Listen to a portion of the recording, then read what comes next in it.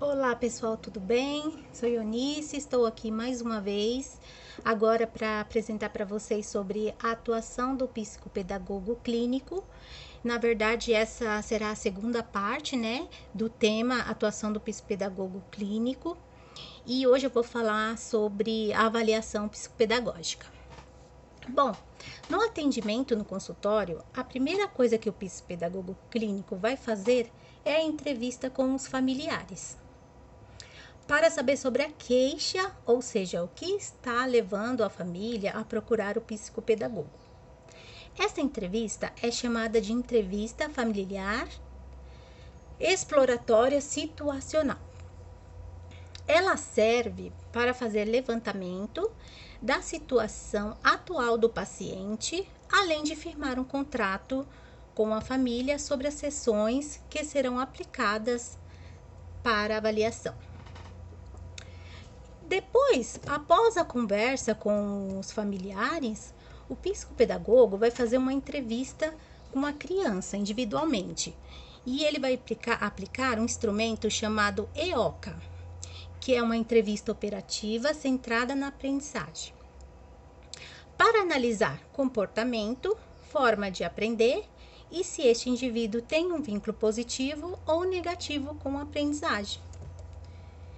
Após a EOCA, ele vai aplicar o teste operatório, que consiste em analisar o nível de pensamento do indivíduo, se está de acordo com a sua idade cronológica. Lembrando que, só para completar aqui, aliás, que o teste operativo, esse teste, pode ser aplicado três tipos de teste. Então, você pode aplicar em uma sessão apenas, ou você também pode jogar para outra sessão, assim por diante, totalizando umas 2 sessões mais ou menos, que dá para fazer esses testes aí com calma, né?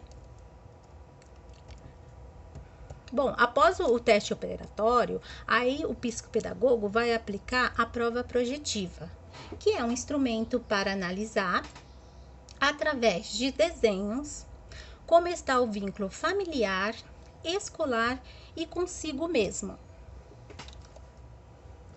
Após os testes projetivos e operatórios, o psicopedagogo também vai fazer testes psicomotores para avaliar como está a coordenação motora fina deste paciente, a coordenação visomotora, a lateralidade, o esquema corporal, a orientação temporal e espacial e também a sequência lógica.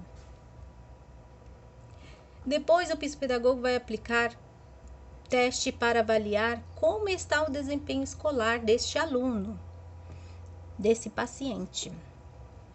Estes testes são utilizados para se verificar o nível de aprendizagem do paciente e consiste de um uso de material graduado para leitura, escrita e problemas matemáticos.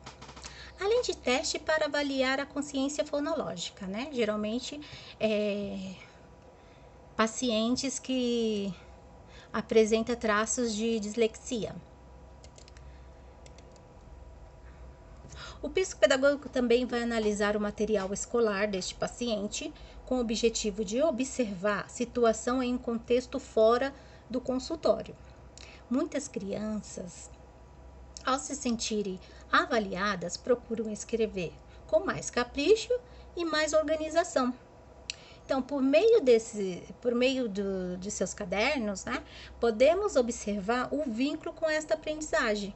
Se tem, assim, a organização, ortografia, letra, se faz as atividades, se estas estão sendo corrigidas e assim por diante, né?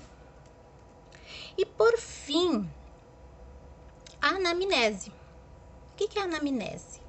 É uma entrevista realizada com os pais e responsáveis e tem como objetivo resgatar a história de vida do sujeito, colher dados importantes que possam esclarecer fatos observados durante o diagnóstico.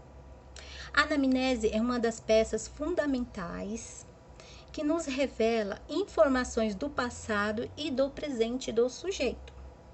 O psicopedagogo vai observar a visão da família sobre a história da criança, as suas expectativas desde o nascimento, a afetividade que circula neste ambiente familiar, as críticas, os preconceitos e tudo aquilo que é depositado sobre o sujeito. Além do mais, na anamnese, buscamos informações sobre o desenvolvimento geral dessa criança ou desse adolescente. Como foi este desenvolvimento desde o nascimento até a sua vida atual. Após todas essas análises, faremos a devolutiva, que é uma comunicação verbal feita com os pais e o paciente para informar os resultados obtidos pela investigação através dos instrumentos utilizados.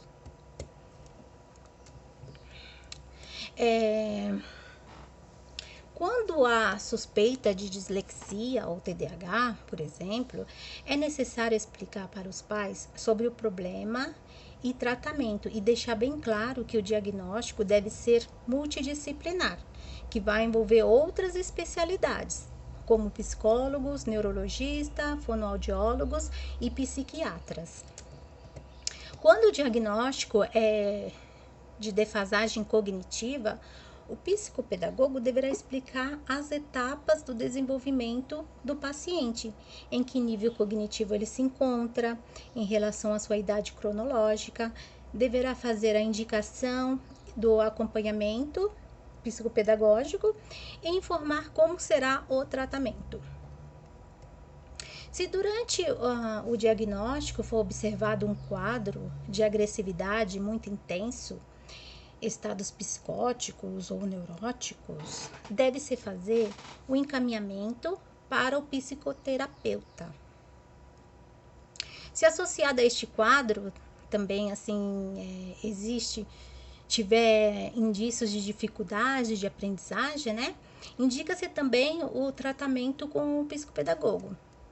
E por fim, o informe psicopedagógico, que é um documento oral escrito com relatos dos resultados do diagnóstico, geralmente com validade de 6 meses. Neste documento deverá constar o diagnóstico da análise cognitiva, afetiva, psicomotora e social. Com esses resultados, o psicopedagogo vai traçar um plano de ação para uma intervenção eficaz, de acordo com a necessidade de cada paciente, porque cada paciente tem a sua especificidade, E com isso vai dar início ao tratamento. Tá bom, pessoal? Essa foi mais uma explicação sobre avaliação psicopedagógica clínica. Obrigada por vocês assistirem. Fique com Deus, um grande abraço e até a próxima. Tchau, pessoal!